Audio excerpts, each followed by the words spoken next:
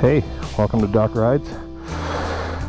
This is the ride and chat channel, the have been in hibernation for a while channel.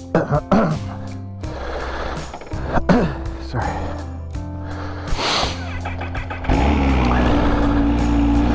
Let's go for a little rip and just let you know what's been going on. We're about to go to church. I've got Jack this weekend. My wife is up at our camp with her friends, and church is at 11 and it's almost 10, so I gotta do a real quick ride today, but it's been too long and it's about to rain, thank God. So depending on where you are, you've probably noticed the air quality isn't great if you're anywhere near where I am. There are a ton of wildfires going on. We're in a drought here in New Brunswick, and I don't think we've ever had a summer this dry in my lifetime. Actually, I'm pretty sure that is true. We've had a few really hot days, but it's mostly the lack of rain. Like, it hasn't been, I would say last year was hotter on average, but the lack of rain is brutal. So the place is a bit like a tinderbox.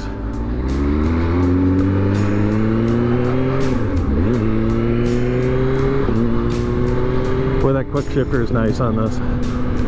What a wicked car too. Did you see that, the MG? I'm always pointing too low, so I'm going to angle that up a little bit. Yeah, it's been a funny year. I haven't made a video, I don't think, in a month.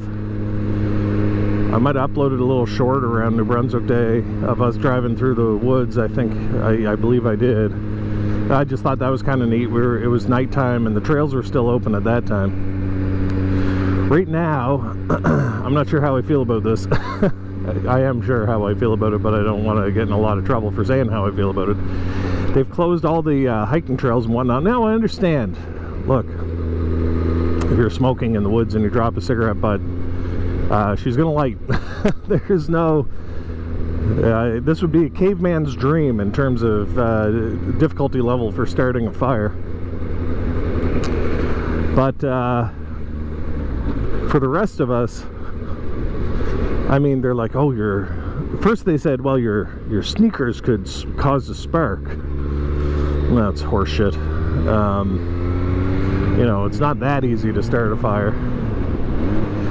But what could potentially happen is you could drop a cigarette butt or whatever. So they've closed the woods. They've closed all the public trails and that kind of thing.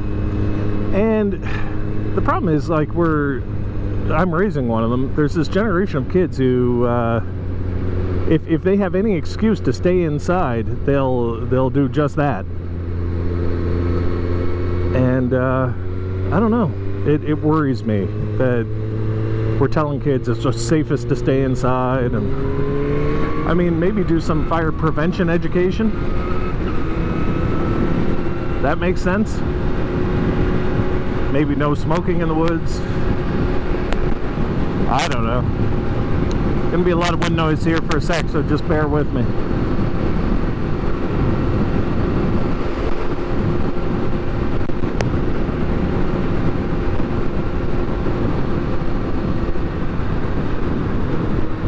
Here we go.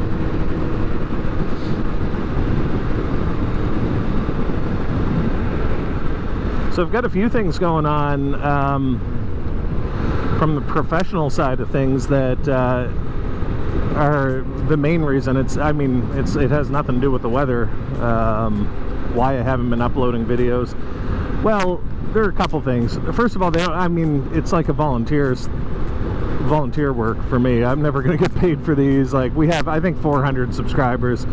You can't even monetize a channel at under 500, and then even if you have 500 subscribers and you monetize a channel, you're talking like, oh, you might get $1 a video or something. And then are you really going to put your audience through an ad in order to charge A buck? No. No.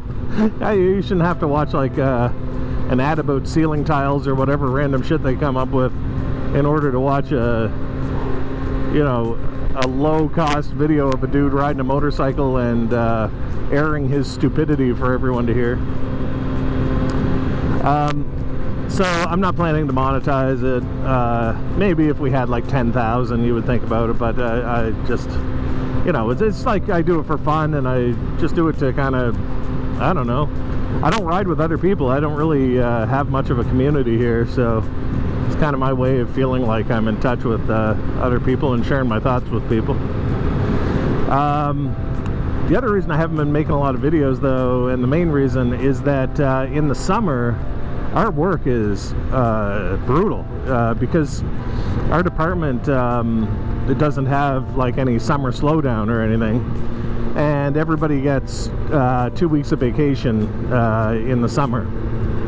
So there are 5 and sometimes 6 of us who do my job, and then at any given time 2 or 3 of them are off. So I had my 2 weeks unfortunately very early, which is my own fault, but I did catch some salmon during that 2-week period, so that was nice. But then I've been basically either on call, like each day you've just done call, you're on call, or you're recovering from call, and even recovering from call you're still working. So there just hasn't been any time. I want to go up by the Hammond River. This might be a bad idea, the road's pretty bad, but I just want to show you how dry this river is. This is my last minute plan for a scenic tour today. So having said all that, the other services have increasingly gone to just relying on us to do their procedural work for them. So like, used to be hematology did their own bone marrow biopsies, now we do them. Neurology used to do their lumbar punctures, now we do them. Thoracic surgery used to put in chest tubes, now we do them. So it's the number of cases has gone exponentially through the roof, and I can't do it anymore. I came to the conclusion, I've been doing this for 15 years, more than 15 if you count my fellowship, and I loved it, and I love the patients. I honestly, and I love the nurses and the techs and whatnot. I love my work friends, my colleagues, but I physically cannot do this anymore without getting sick. I looked at my radiation dose, and I'm getting more in a quarter than you're supposed to get in 2 years. And you know, between the astronomical radiation dose, now my blood pressure is high, I'm having like chest pain, and then the increasing demands of like, come in and do our work for us at 3 in the morning because we're not going to do it anymore. So you're now like the resident for all these services: urology, thoracic surgery, general surgery. You're basically their resident. You're their problem solver at night. I can't. I physically cannot do it anymore. It's Chrissy, my wife, told me, look, this is killing you. You're not going to live to see 50. And I'm not. There's no time to exercise because the day starts super early and ends super late. And if it ends, I just can't. I cannot do it. I don't know what to say. I'm weak. But, you know, the thing is, I'm trained to do one job, and then I did this extra fellowship to do the additional procedural part of the job. And the reality is, the other job I think I'm quite good at. Like the main job, I'm decent at it. I'm not amazing, I'm not outstanding, but I'm decent. And what happens is, so like our whole group, including the people who do the basic job and the interventional job, we all pool our billings into the common pot and divide it evenly. And the interventional side, you're doing 1 in 5, 1 in 4, 1 in 6, depending on how many people are doing it, call. And The other side, you're doing 1 in 12, I think. And then add on top of that, you get a lunch break. You know, it's a little more humane. You're usually done by the end of the day unless you're on call. The call's brutal. The call is really busy. But I just can't, I can't continue to do the procedural side. As much as I feel like I'm okay at it and I helped a lot of people, you know, the other thing that causes a ton of stress for me personally is that sometimes you don't help a person. Look how little water there is. That's unbelievable. So like, I would say even if we're supposed to get rain this afternoon, I would say even if it rains, I wouldn't go fishing. At least until the fall run comes in. Once the fall run comes in, I guess actually this closes September 15th, so you don't even get the fall run. But probably whatever fish they're in there, let them recover.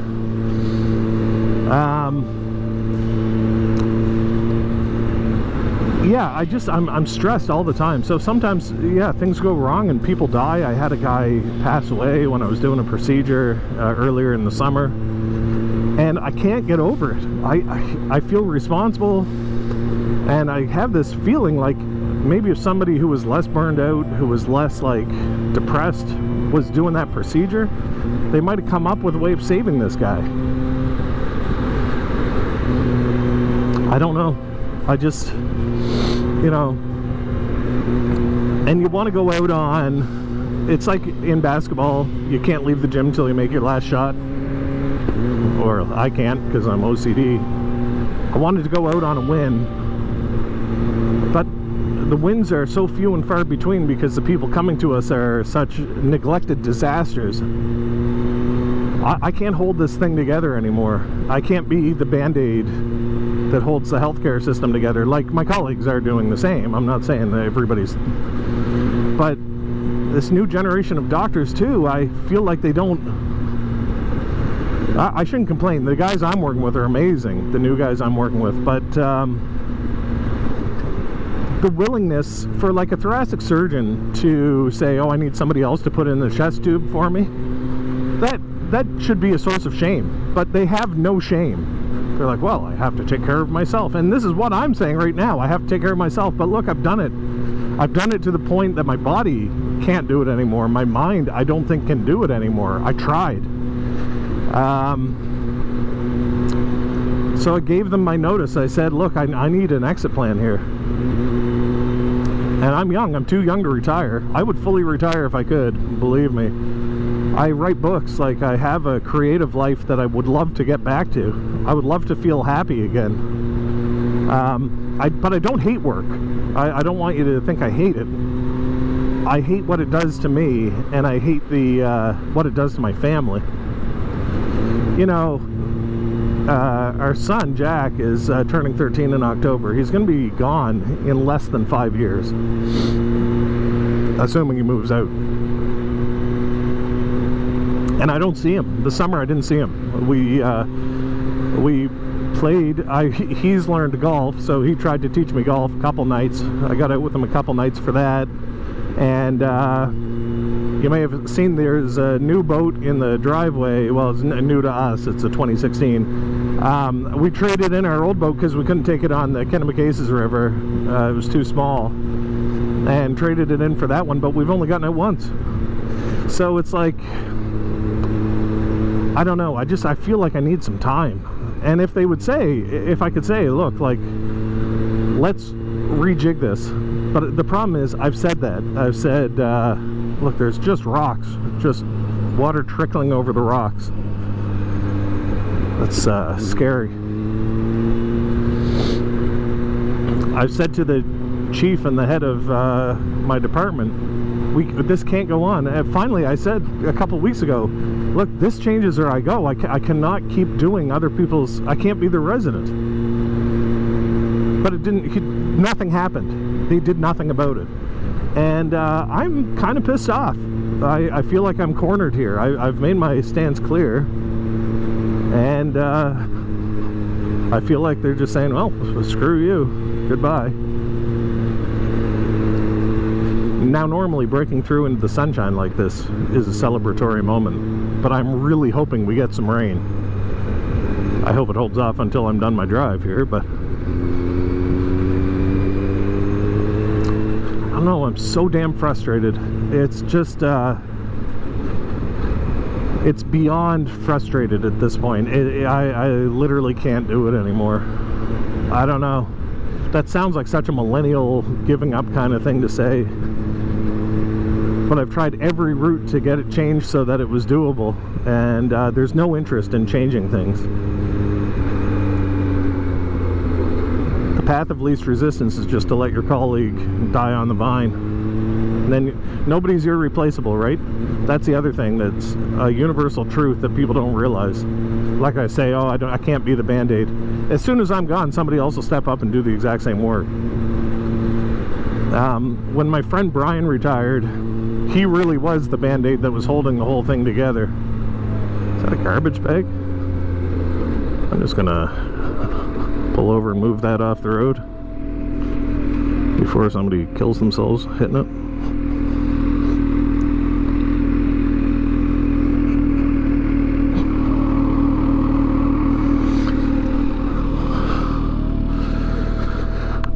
I don't know where it goes.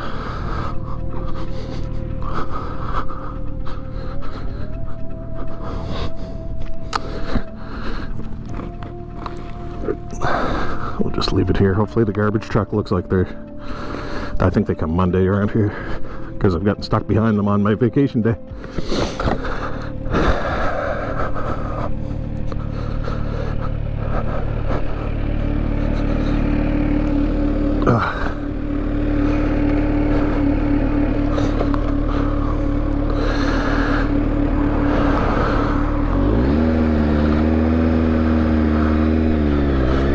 Anyway,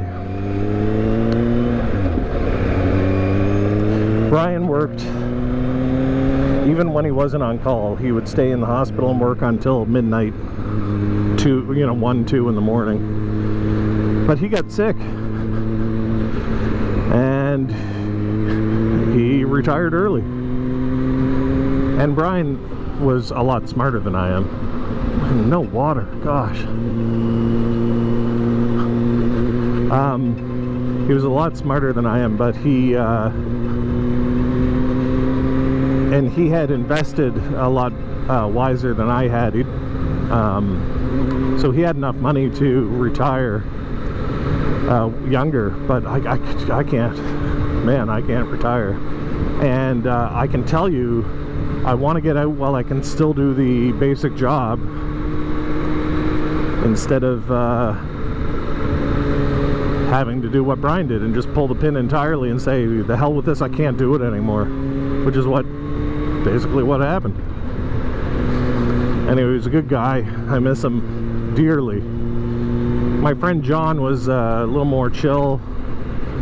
He was a very calm, cool, and collected guy, but he often took my side in arguments like this and would say, like, look, if we've got somebody struggling, like we need to adapt to keep them working.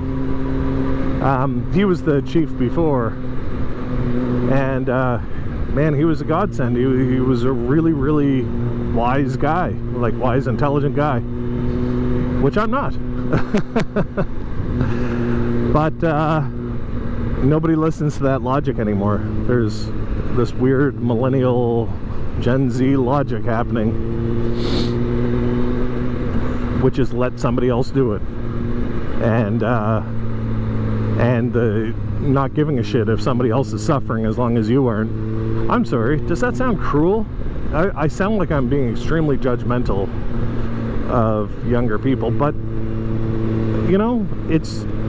maybe it's a stereotype, but it's mostly been the case. I don't know. Sorry if you're young and you disagree. But like, we would have moved heaven and earth to keep Brian when I was younger. And they just let him go. They just let him go because he was a headache.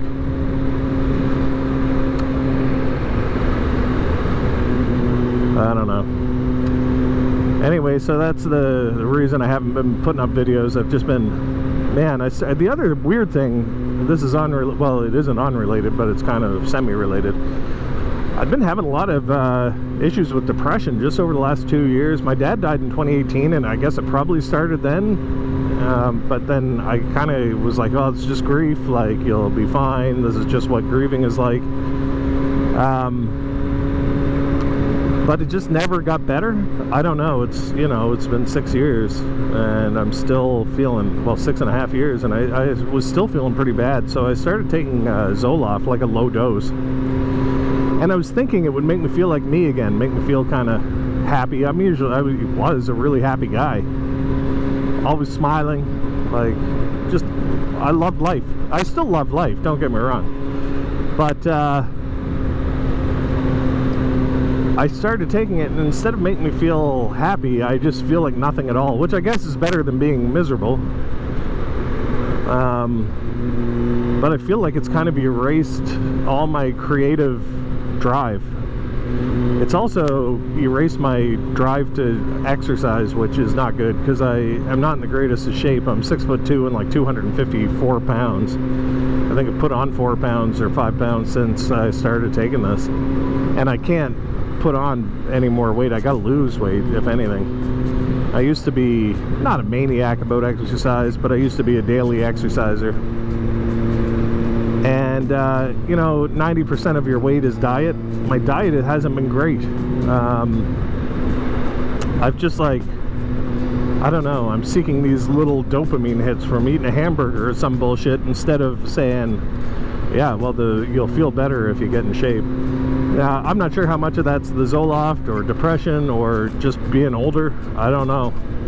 But I got to get control of my diet, and that would make me feel better too. But I think I've just been so stressed about work too that I've put, like, diet and exercise on the back burner. I don't know. The shitty part in all of this is that I know there are people I can help. I know there are things I'm good at. There's some things that I'm especially good at, but that's unrecognized. And like I said, I'm replaceable. I'm not amazing at any one thing that nobody else can do, but I do keep the flow going. I'm efficient. I think I always have this practice where before I do a case, I think through every step of the case. I mean, if it's a routine thing, I don't do this, but anything that might be a little weird, I think through every step and the different things I will try. And the other thing I'm good at is knowing when it's not going to work, or knowing when to stop. The worst thing you can do in my job is do it too much and then cause a complication, be too aggressive. So I don't know, it's just yeah, I think it's kind of a shame that it's all falling apart like this, but I can't fix it anymore. I cannot hold on anymore. My schedule right now goes till till November, so I have to go till November. But after that, I think I'm done. And if I never do another procedure, I don't care. It's just the way it has to be. Everybody has to retire at some point. You can't just go forever. Everybody has to slow down.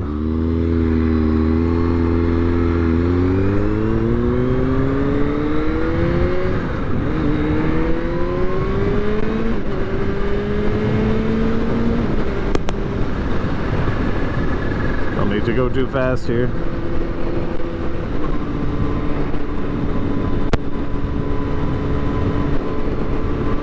What a friggin' lovely day.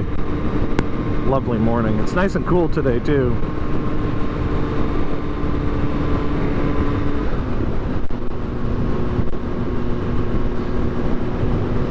That's the Kawasaki River over there.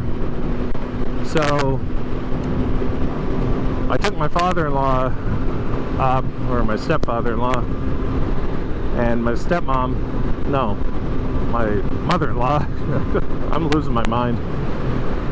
and we launched that boat up in Hampton, where we are kind of now, and came back down the river. Now you see, throwing a cigarette out the window right now is probably not a great idea. Like this, the hay is just like brown. The grass is crispy. Anyway, whatever.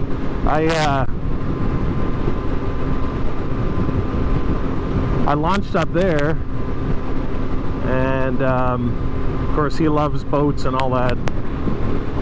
So he took the wheel, and he's like ripping around in, you know, 2 feet of water. The boat draws 2.5 feet. I don't know. I'm just so irritated. I'm irritated with everything right now. Nothing got really damaged, I don't think. The boat did take on some water. And then, like, we took him fishing, and he was like, yeah, something wrong with your steering. I'm like, yeah, it was fine before. I don't know. My wife is very concerned because he always borrows our boat, and then it comes back with dings and scratches and missing paint. And she's like, you're not lending him this one, because this one was more expensive, right? I had to trade mine in plus pay some extra money. But I can't fight that battle. I just said, Chrissy, if he asks, I'm lending it to him. I don't know. I'm not getting into family drama on top of everything else. Things are just things. I respect my own things, but if other people don't, I can't control that.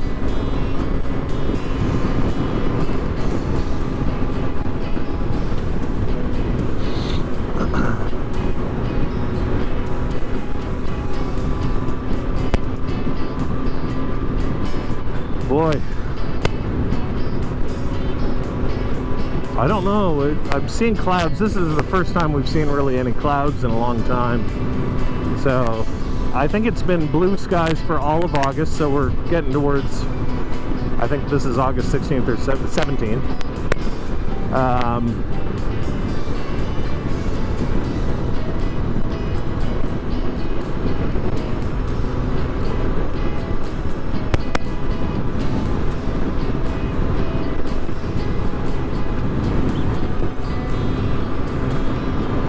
So yeah, hopefully we'll get some rain. Even for our plants, like, I feel bad because I planted apple trees and stuff, and they're just dying on the vine here. Everything's so dry.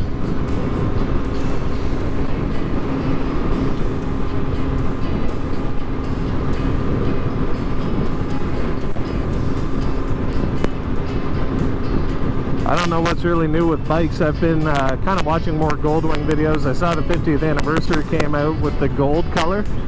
I thought that was sharp as hell. I love those old gold Aspen Cades. I think I talked about this before, but my problem with the Goldwing right now, and I do enjoy the bike, but it's a similar problem I have with this bike. Only this one, it's not as bad. It feels a little small for me, and which sounds crazy because it's a huge bike, but the one I bought has a backrest on it that is non-removable, and the backrest pushes me forward, and it's fine for a couple hours, but I don't think I would use it to go across the USA, which was always kind of what I thought I would do an American tour.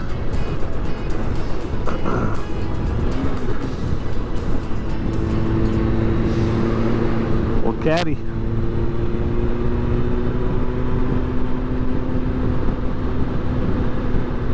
I've been watching the news a bit. Yesterday was the Trump and Putin conference. Look, I can't stand Putin, and I think he's definitely in the wrong in all this, but I gotta be honest, I just want the war to end. That's another thing that I hate, is war. And I don't know what would happen if Canada ended up in a war right now. They would have to do a draft because our youth have been treated so terribly. Their jobs have all been replaced by out-of-control immigration. Housing's been driven out of the reach by out-of-control immigration. And every policy is designed for boomers, which is, I'm not complaining. I think boomers have been a great generation too. But, you know, if there was a draft, I would hope they would draft people my age first, in their 40s. We at least got some of the benefits of what Canada used to be. My son has a good life because of me, but and my wife, and we have a home and all that stuff. But you know, he's gonna struggle when he's out of the house.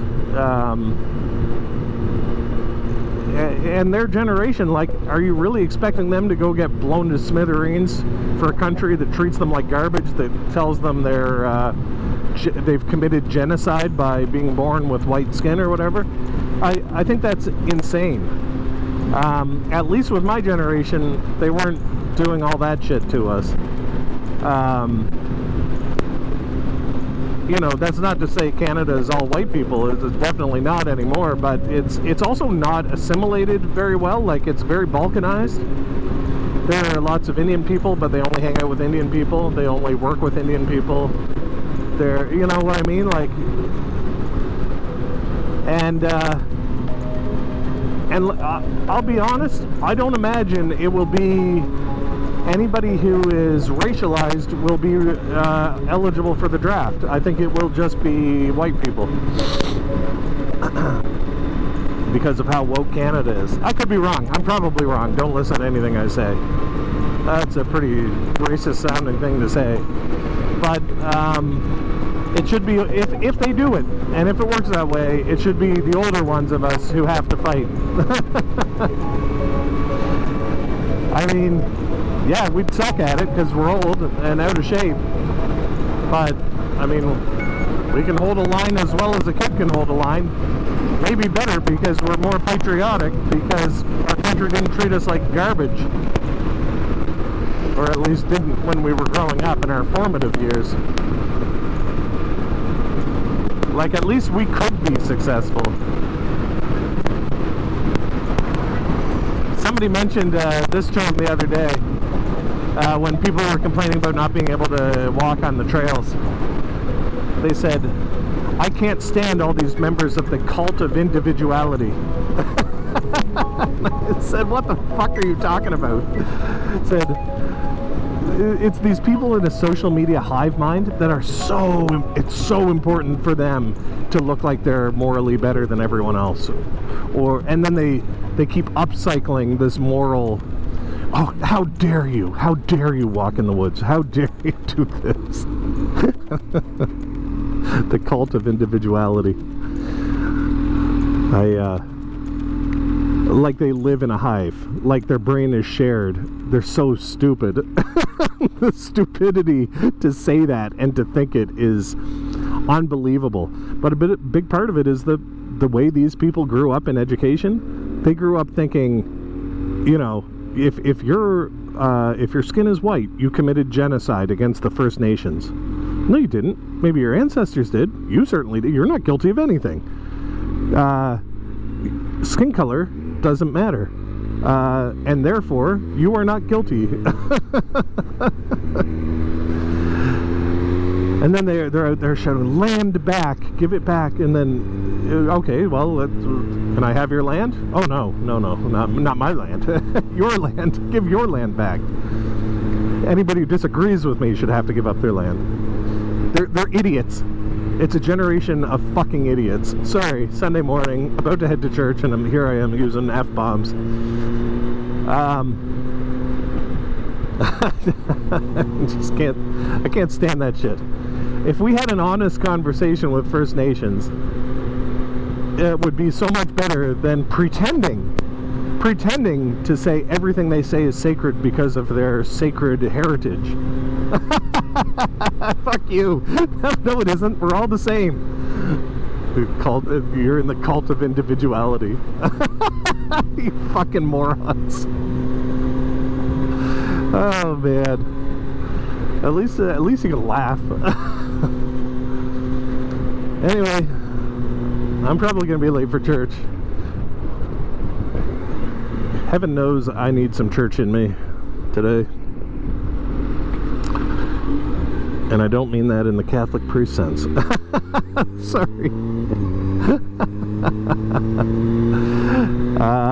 Yeah, I'm not a good man. I'm a bad man, bad sinner. But, you know, at least hopefully I can set an okay example. I can pretend to be a good guy. For my son's sake, maybe he can be a better guy. Alright, well listen, that's probably the last stock rides for a while. Summer's not over yet. And one of my colleagues is sick, so I'm on call tomorrow, Wednesday, Friday, Saturday, Sunday, and then the next week too. So, for now, we'll wrap it up. Stay safe out there, ride safe, enjoy life, pray for some rain, and we'll see you next time. And I gotta get into neutral before I turn this camera off. Okay, see you later.